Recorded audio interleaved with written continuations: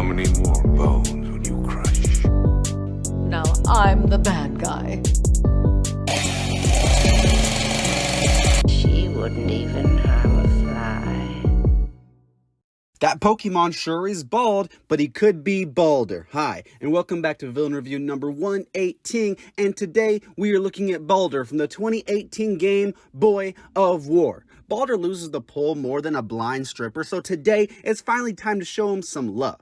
How good of a villain is the son of Odin, the god of light, the brat with a tat? Let's break him down and find out. No right. I had every right. I am your mother. You had no right, witch. I can't taste. I can't smell. I can't even feel the temperature of this room.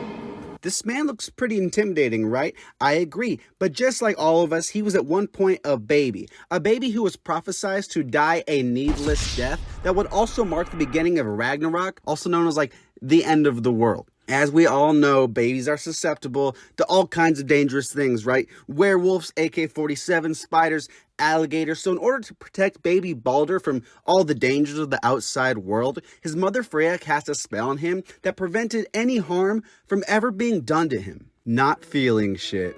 Not feeling shit is the best way to not feel shit. If you're suffering from maybe getting killed, not feeling shit will help you not feel that shit. Not feeling shit is a one-time magic spell that's easy to use, 100% safe, and works 24/7. Side effects may include not ever feeling happiness or joy ever again, not enjoying anything ever in life, and literally feeling nothing, leading to a depressing life of torture and despair. Also, an angry beard man might kill you.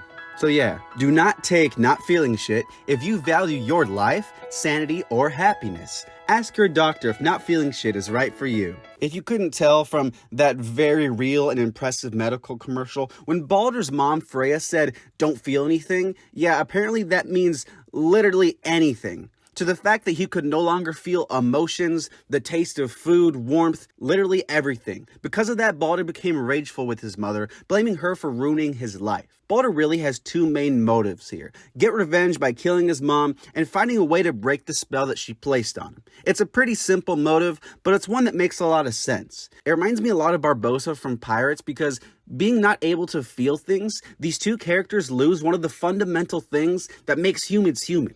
By not being able to experience all life has to offer, Baldur's curse is portrayed in a very tragic light. We don't want to see Freya die because she's our homie, but we also understand Baldur's point of view, and while killing Freya might be a bit extreme, it's easy to sympathize with him. Your father is right, boy. You are far from ready. Now would you be so kind as to hold this for me? Thank you.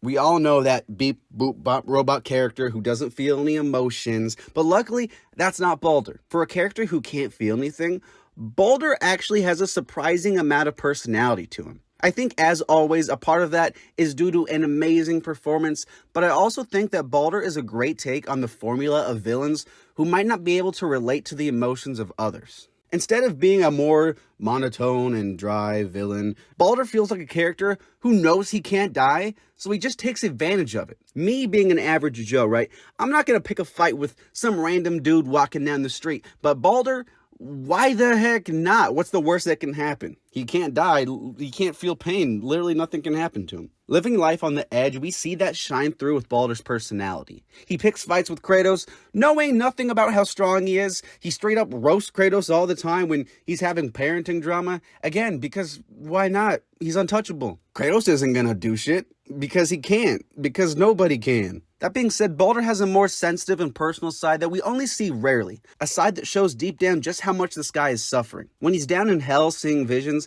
it's hard not to feel just a little bad for him. And the writing and performance amplify these moments incredibly well. On top of being a complex and interesting character, I think Baldur complements Kratos and the overall story incredibly well.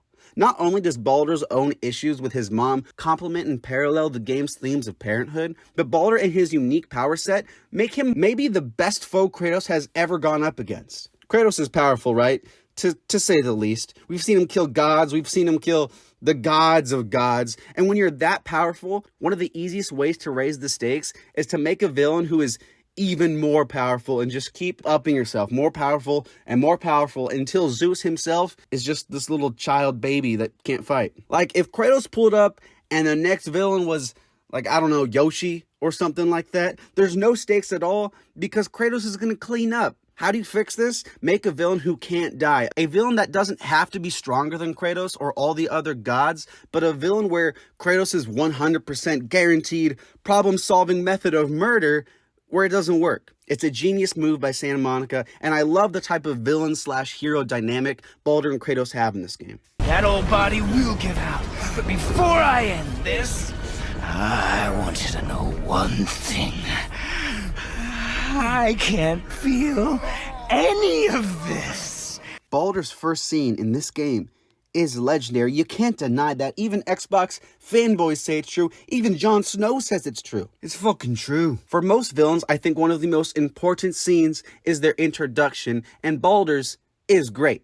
It immediately sets up a level of intrigue, right? Like, who is this guy? Is he Loki? Is he good? Is he evil? And then the game establishes right away with one good punch that he is a threat to Kratos, and the rest of the fight is just awesome, and it's as good as any other boss encounter in this whole franchise. In all honesty, every Baldur scene is memorable. Granted, the whole entire game is a memorable masterpiece, but Baldur is no exception. The scene at the end where he finally breaks the spell is a great moment for both him and Freya, and his final encounter with Kratos and Atreus is freaking amazing as well. The final scene also further shows that Baldur isn't just a foe that we get to watch Kratos fight, but he's a tool in the story that further emphasizes the themes showcased. Every scene he has is great, and that's not something you can always say for a villain. I think focusing on just one villain was a fantastic idea instead of jumping around killing boss after boss like in all the old games.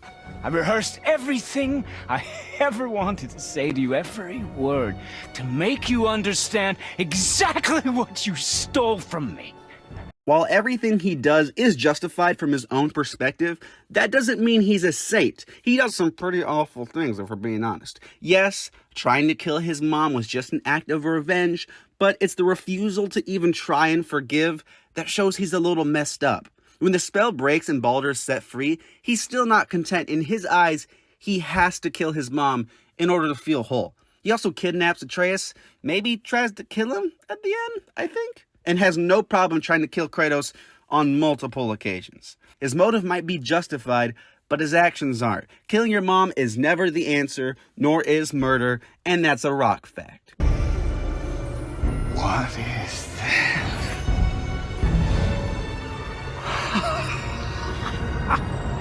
I can feel this.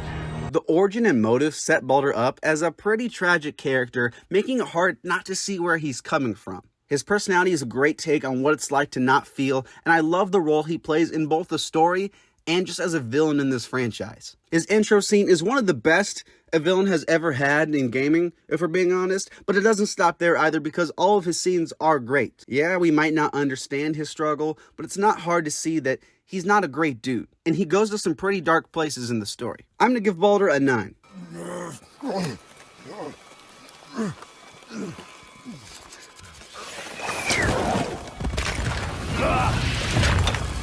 New villain review every Monday, so make sure to subscribe so you don't miss any. Let me know what you think of Baldur in the comments below and who I should review next. Thank you so much for watching. Have a great day, and I'll see you next time. I had a feeling that hurting the big snake would bring the two of you out in the open.